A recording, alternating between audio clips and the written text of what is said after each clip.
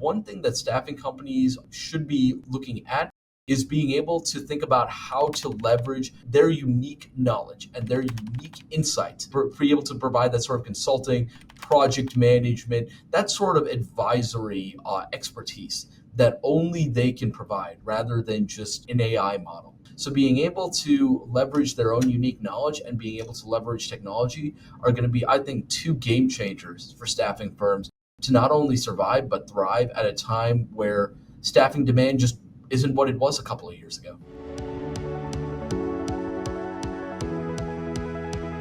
Hi, I'm Kortney Harmon, Director of Industry Relations at Crelate. This is the Full Desk Experience's Industry Spotlight Series. Welcome to the Full Desk Experience. I'm your host, Kortney Harmon, Director of Industry Relations here at Crelate. And today I am thrilled to welcome Noah Yosif. Noah is the Chief Economist, Head of Research at the American Staffing Association. And honestly, Noah brings an incredibly valuable perspective to our industry conversations as he leads ASA's economy and policy research initiatives supporting staffing companies across the United States. So Noah, I know you have lots of goodies. I'm excited to talk to you. You are a speaker. You're a part of ASA on the Economic Affairs Committee of the World Government Confederation. You do so many things. Thank you so much for taking your time out of your busy day to meet with me to talk all things staffing and recruiting. Yeah, thanks, Kortney. Happy to be here. I love it. When you joined, I obviously have all of these wonderful questions in my head, and I'm like, okay, we can go down all of these things. But the ADP jobs report came out, or the ADP report came out today, and I'm not gonna lie. Let's just start there, and maybe we can have like a pulse check on our industry. But talk to me about what we're seeing. We saw a little, there's a little few things that came out from that report talking about private sectors down from January to February. Give me all the things, dissect this ADP report for us. Yeah, absolutely, Kortney. So the ADP report was pretty disappointing in so many words. We only, as the private sector, added about 77,000 new jobs. And so really when you look at this report within the broader context of where the labor market is right now, where we've seen hiring essentially fall to levels not seen since 2014, where worker sentiment is down significantly since the days of the Great Resignation. What the ADP's report essentially shows is that companies are not really too keen on bringing in additional headcount, and that means that workers are either going to be staying where they are for a little bit longer, or those who are unfortunate enough to be on the sidelines are going to have to push a little harder to be able to get back into the labor market. And it's interesting, like, tell me about that perspective too. I know we're going to talk post-pandemic. Pandemic made certain numbers record highs. So in comparison, can we go in comparison like pre-COVID to now where that stands? Because I think it's almost a different lens to look through. Are we significantly lower, significantly higher from pre-pandemic to today? Yeah, so we're at about where we were pre-pandemic. The problem is that even pre-pandemic, the labor market was still growing. It just wasn't growing that much. What we're seeing right now is that the labor market really isn't growing.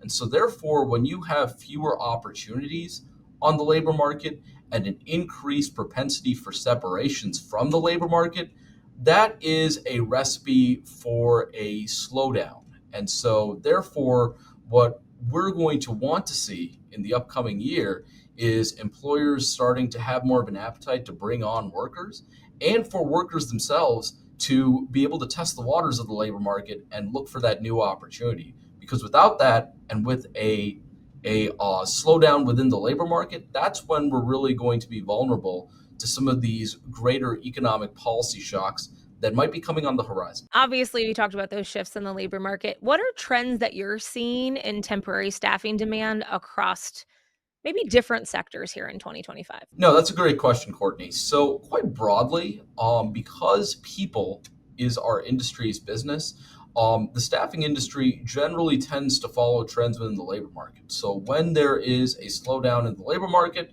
there's also a slowdown within within staffing industry employment as well.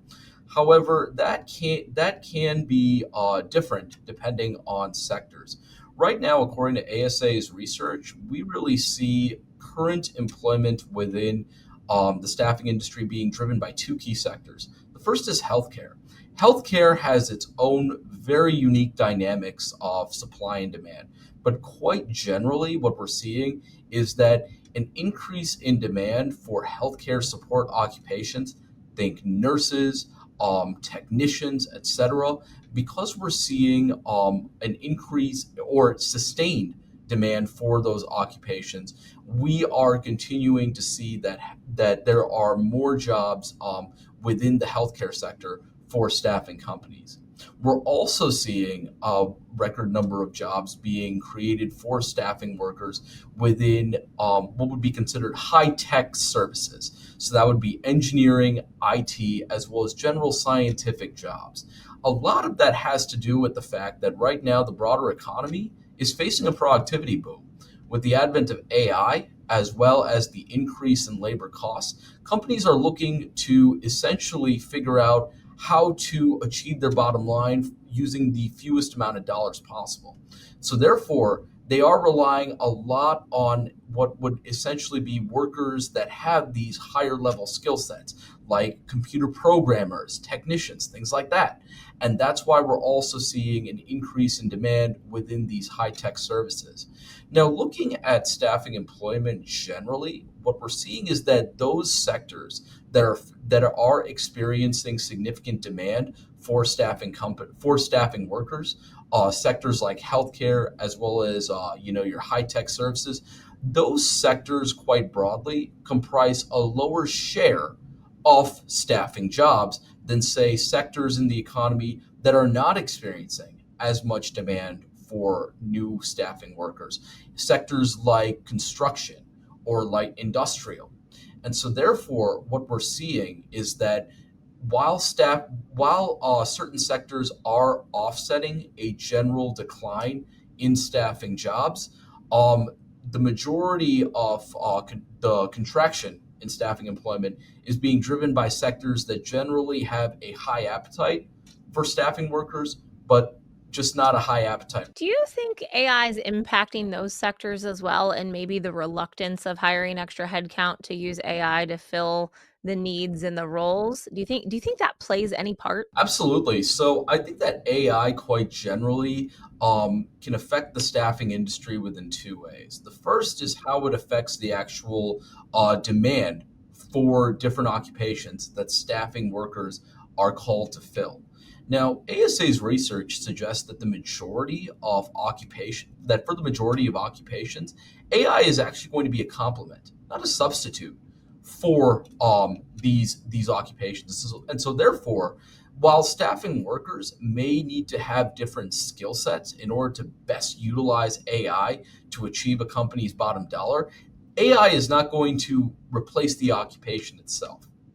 Now, the other area where we're seeing quite a bit of where AI would definitely impact the staffing industry would be in recruitment and retention of workers themselves.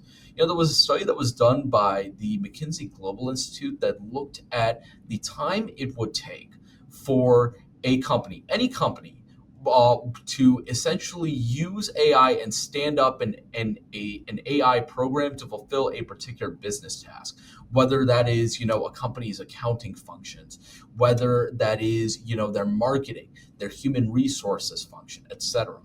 And essentially what this report showed was that the human resources functions for your general company, a generative AI application could be stood up within the shortest amount of time. In other words, what that means is that companies have a significant ability now to be able to automate their human resources functions in-house.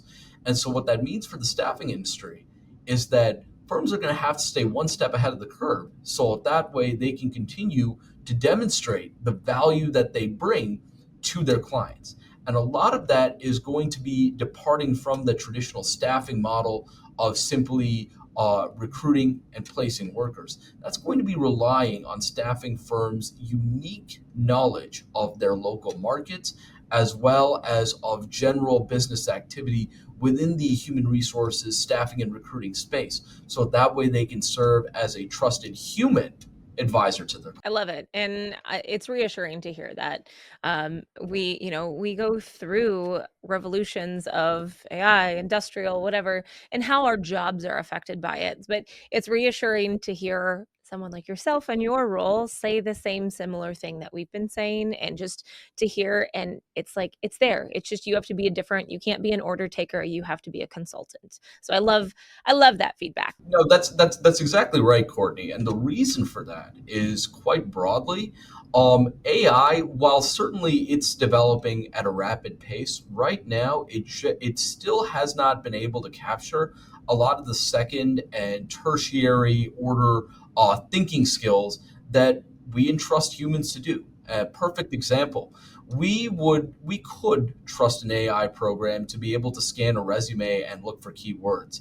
Most folks, as of yet, would not trust an AI application to make the decision between two very similar looking resumes.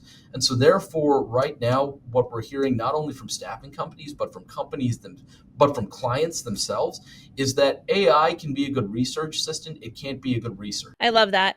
Noah, we really talk, and as we all listen on the pulse of the economy, some economists have debated whether or not we've achieved that soft landing.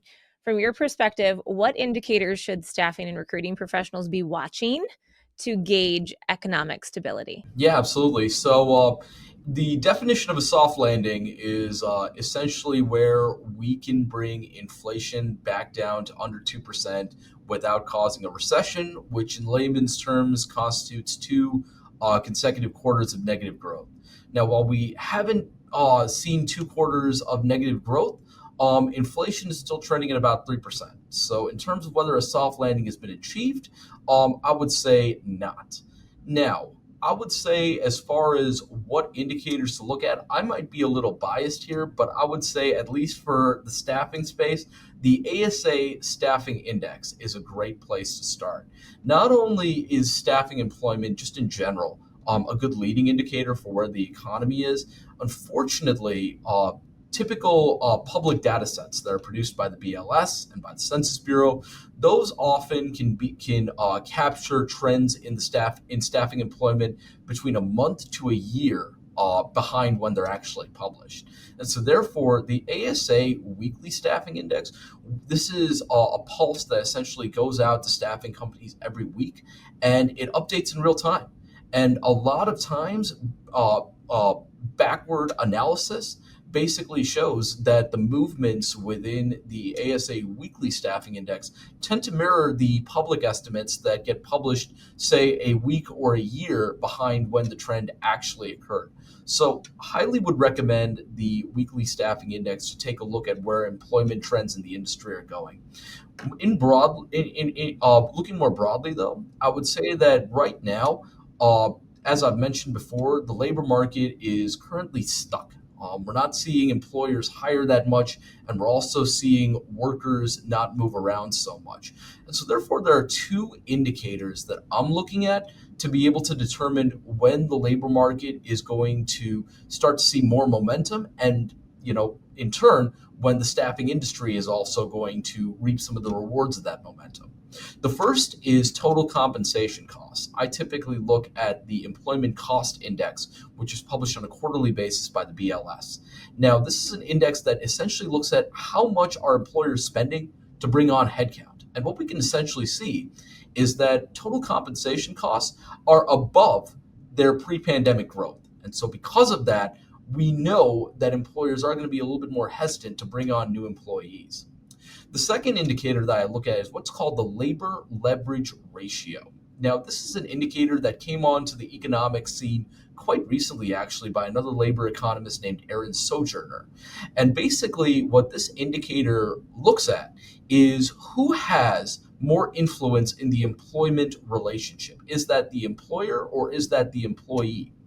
What we as economists generally know is that when employees have more leverage or more influence in their relationship over their employers, then they're in a better bargaining position to either ask for more benefits, to get a job that they're truly satisfied with, or go out onto the open labor market and find something new that better suits what they're looking for. Now, when these employees leave, employers are usually caught off guard, or it's not the most ideal for employers, and so therefore employers want to fill those empty roles as soon as possible. Conversely, however, when employers have more leverage in the relationship than their employees, employers can not always align the positions to what employees are looking for, or employers might be prone to letting employees go. Now, in this situation, employers are not always going to be looking to replace lost headcount. For example, during a recession, employers might cut staff and they might not be looking to necessarily replace them anytime soon.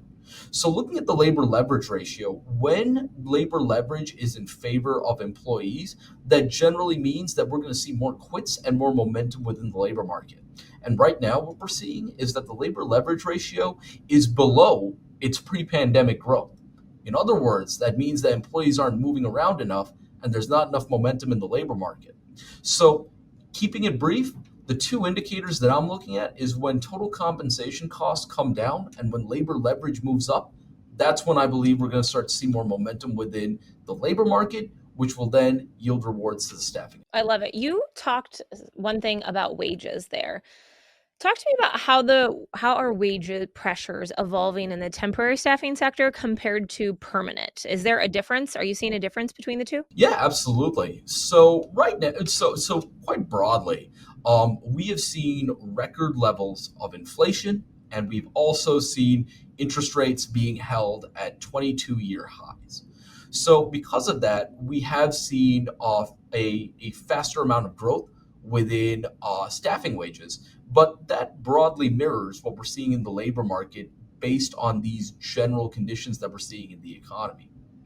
However, in this current environment that we're in, where total compensation costs are high and therefore employers tend to have more leverage in the relationship than employees, employers are the ones who are setting the wages. And so, because they're the ones that are setting the wages, and because employers, on a general basis of probability, would prefer workers that fit a traditional full-time part-time paradigm, we do see that there is a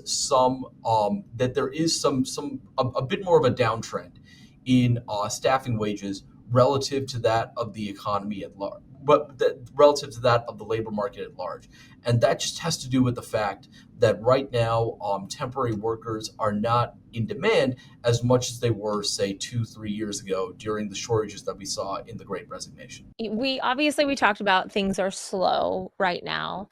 Um, in the idea, whenever think about insights from ASA on maybe time to fill metrics across different industries. Are we seeing efficiency improvements or new bottlenecks from the things that are happening in today's labor force right now? Yeah, so we're seeing that time to fill is staying relatively flat, and a large part of that is just due to the fact that we're not seeing that much momentum within these positions more generally. However, one thing that is going to be an interesting longer term trend is going to be the role of AI as well as productivity gains in reducing these time to fill metrics. Particularly, what we see is that staffing firms within the light industrial space and also within the office clerical vertical, they have been quite successful in using AI to essentially speed up the process, the screening process. So that way, it is a better experience for candidates as well as clients who are interviewing them. And so, therefore, what we believe will happen long term is that we will see a decline in time to fill rates just based on the productivity gains that we're seeing. I was shared some stuff before our conversation from Megan, and it was really about that post pandemic sector behavior. You've done some significant research around major sectors, similar market reactions until the pandemic, when their reactions to overall conditions changed and never fully went back. Can you explain this whole phenomenon and really the implications that it has on staffing firms today? Yeah, absolutely. So essentially, what we saw before the pandemic is when you look at the distribution of staffing employees by different sector, they all tended to move in a similar direction. When workers in healthcare saw ebbs or flows in employment demand, we saw a very similar ebb and flow within light industrials. And the reason for that is because these sectors were all influenced at a very similar rate, based on what we saw as generally stable economic conditions. The economy was not growing super fast or super slow. Inflation was in check. Interest rates were low but not super low. The economy was in moderation. And because of that, these staffing employment within these different sectors moved in tandem with one another. However, after the pandemic, everything went out of whack.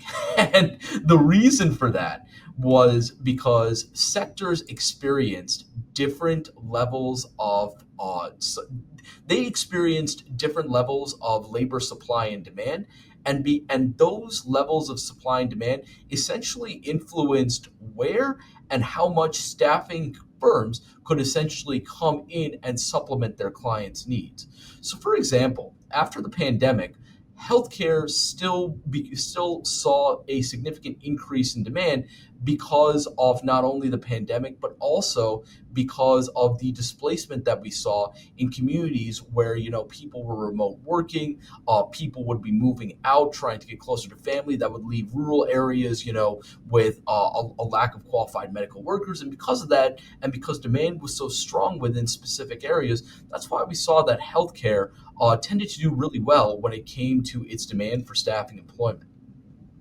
Conversely, on the other hand, what we saw is that for the office clerical vertical was that a combination of a combination of rising interest rates, employers having to cut costs, in addition to the prevalence of remote work, as well as the productivity boom and companies beginning to use AI very much within a research assistant capacity. That those were all downward.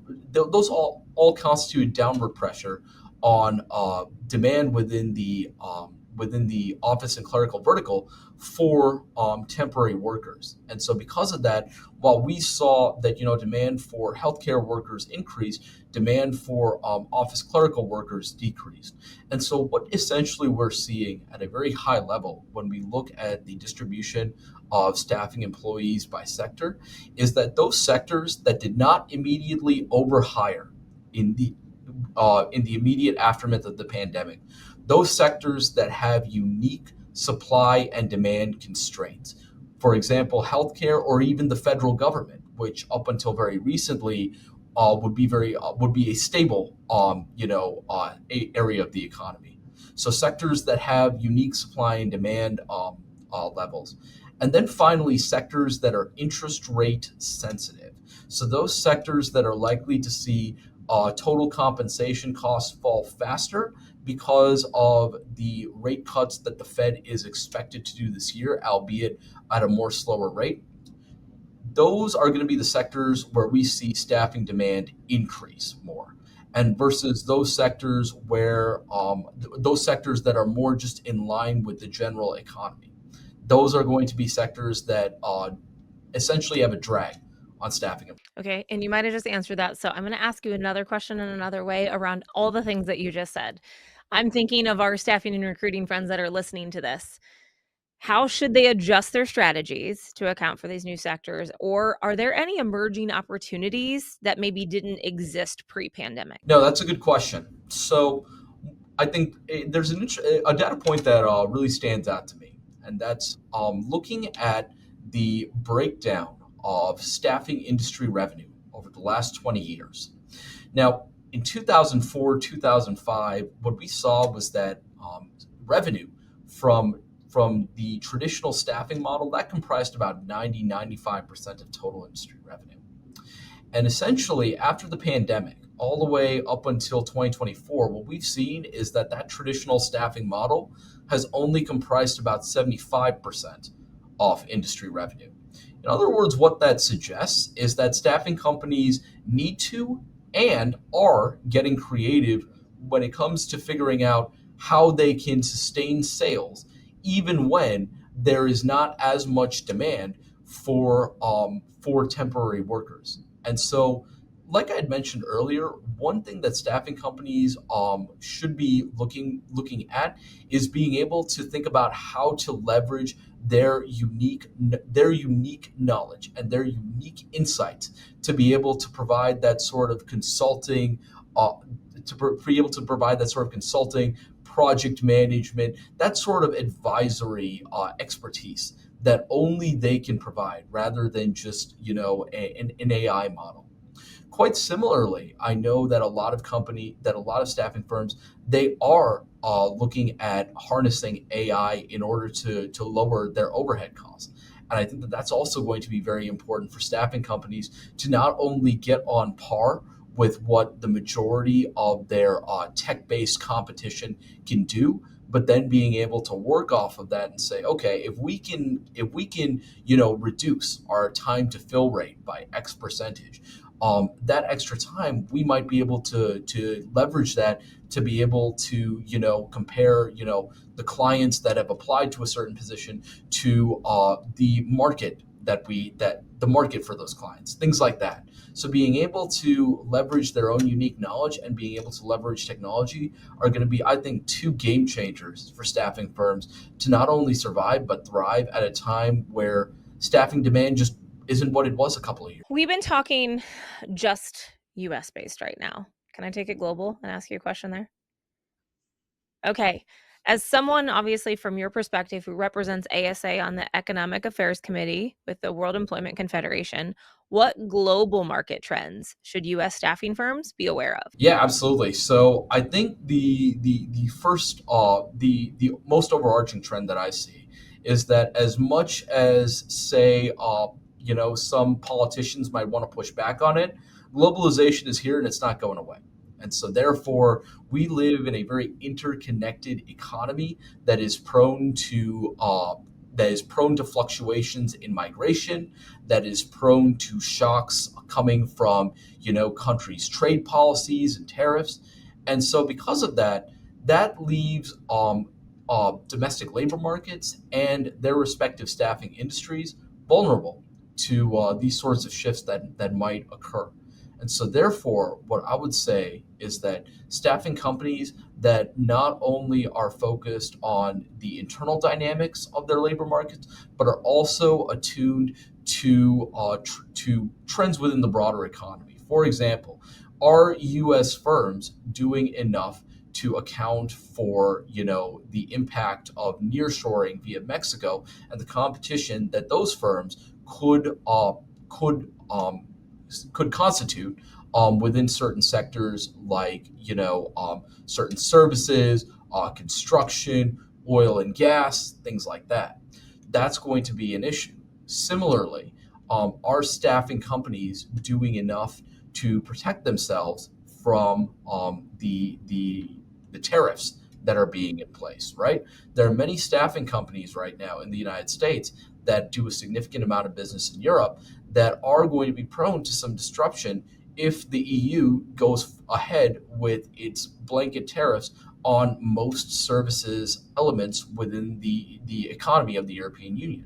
And so, because of that, staffing companies need to account for those rising costs, and they may need to either adjust their own internal supply chains by working in the United States, or they may have to adjust them around the world based on other considerations. And so therefore, simply just having a good understanding of where the global labor market is, that's going to be another important strength for staff. Probably more now than ever. It seems like it's more of a conversation on a global effort than it ever has been before in my time here. I mean, there's certain things in the past, the GDPR, the certain things that have hit that we really needed to pay attention to on a global scale, but this seems like now's the time. Yes, very much so. Okay, fair. Let's talk about the future of work. I know you don't have a crystal ball. I really wish you did. But let's talk about economic research with ASA. What emerging skills or credentials do you think is going to be most valuable for temporary workers in the next 2 to 3 years? Absolutely. So I mentioned earlier that right now what we're seeing is growth that's primarily being driven by two segments of the staffing industry. That's healthcare and that's your high tech services. I would actually include healthcare within high tech services because that's really going to be the key trend that we're seeing within a lot of these segments of the economy and the occupations within them that are seeing the highest amount of growth. The one commonality amongst all of them is that they require a higher order of skill sets. And so therefore, I think that where the greatest demand for new staffing talent is going to be is employees that have that STEM background, that have a that higher order of education. Those That's just where the jobs are growing the fastest, and so that's where I think you know staffing companies are going to have to look to in order to get the talent that is most in need from clients. Okay, let's do the flip side of that coin. What about the aging demographic? With our aging workforce, um, how is that demographic changing or reshaping the economics of staffing? Like that's the flip side of the coin right now. That is. So looking at demographic trends is actually one of my favorite parts of doing research in the staffing industry, and that's because there are really two interesting trends that we see. So first, we know that just in general, people are living longer. Not as long as the Bible, but just long. And so because of that, essentially, we are seeing the emergence of what's called the silver line economy, in which we see an increase in the number of older workers who are either staying where they are or essentially looking at different kinds of work arrangements, moving from full time to part time to contracting, etc. And so, therefore, one of the an opportunity I think for our industry is going to be able to get more talent from these older workers who do not necessarily want to completely retire full time, who want to be able to still earn an income based on their skills. I think that older workers are going to be a significant source of staffing companies additions to their talent bases. Conversely, on the other hand, there are fewer younger workers entering the labor force. Now, this is due to a variety of factors: declining birth rates, economic conditions, etc. But because we're not seeing an adequate amount of replacement in the labor force, as we saw, say, in the early 2000s or the 1990s, the question for staffing companies is, where are these young workers who are going into the labor force? Where are they going? What we do see is that in terms of rates of entrepreneurship and in terms of rates of non-traditional work arrangements, younger workers are more likely to be able to pursue those sorts of paths, given not only the unique generational challenges that they have gone through, graduating during the Great Recession, being in the peak of their careers during or being in the peak of their careers during the coronavirus pandemic, but also just shifting attitudes about work. We're well past the days where one would work for 40, 50 years at one company and then just expect to retire on that company's dime. We see that rates of job switching and job hopping are very frequent amongst this younger generation. And so therefore, the younger generation, albeit a smaller pool, that also presents a very unique opportunity for staffing companies to be able to recruit these younger workers into these sorts of positions that are conducive with not only their worldview, but also their preferences when it comes to getting a job. What's the average time for that younger workforce of changing jobs? Well, so there are a variety of estimates, but what we're seeing is that the research generally converges around 3 years.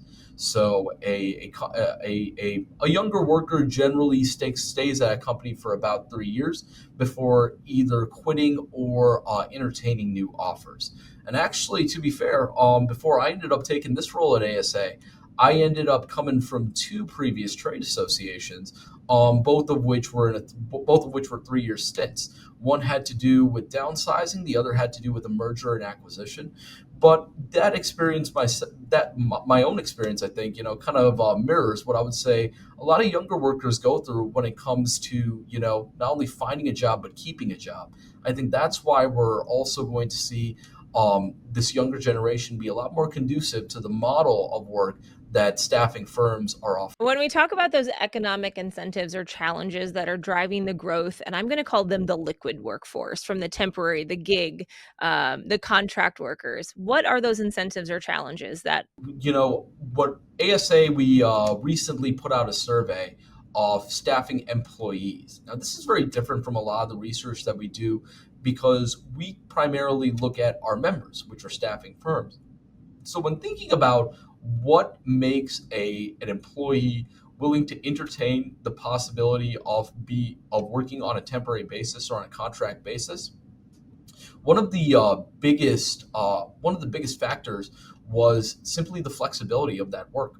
What we saw was that respondents who were single parents, who had disabilities, who were working multiple jobs, who had lower levels of income, folks who just generally needed that sort of flexibility for one reason or another, they were not only prone to the temporary work model, but they were also more likely to stay within that model. Additionally, what we see is that we know that staffing employment can be a bridge to a more permanent or stable career field.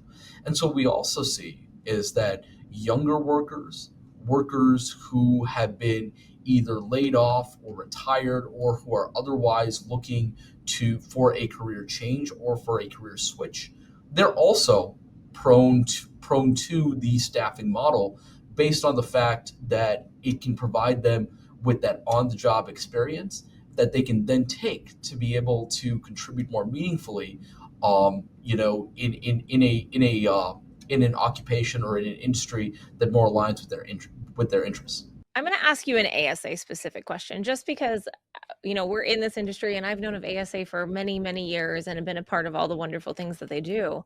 But let's talk about the data with it. How is ASA using your economic data to help staffing and recruiting firms make more strategic business decisions? And you've mentioned a lot of them already here. Yeah, yeah, absolutely. So I think that when it comes to the data that we provide, there are a couple of areas that staffing firms can't get enough of when it comes to business insights. The first is looking ahead. So what we've done at ASA is that we've actually developed a model that looks at trends within the economy, the labor market, and the staffing industry. We're actually going to be debuting this model at a webinar on Monday. It's going to be at 1 p.m. Eastern time for anyone who's listening to this podcast. But essentially, we're going to be debuting this model and the estimates that we have in March of where we see GDP, unemployment, inflation, staffing employment, etc., over the course of the year. So that's one area where I think that we provide a lot of value added to our members. The second is being able to provide a detailed snapshot of the staffing industry. Right now, a lot of your data sources are either accurate but not timely, or timely but not accurate. And so, what ASA tries to do with our estimates is that we try to strive for both. We try to provide indices like the weekly staffing index or estimates that not only are captured within a reasonable time frame of when we release them, but that are also accurate to what our firms are seeing. And so one of the breakout of staffing employment by sector, that's something that isn't available in a lot of public data sets. SIA, one of our research partners, they have certainly tried to break out staffing revenue by different segments. And so what we tried to do is that we tried to attempt that same feat, but by employment. And so the indices that we're putting out provide our members with a little bit more of a detailed picture of where current staffing employees are going, what verticals are doing well, what verticals are not doing well. And then I would say that the third batch of statistics that our department puts out is benchmarks. Because every staffing company, whether you're Robert Half or your mom and pop shop, you want to know how you're doing against your competitors as well as the broader labor market.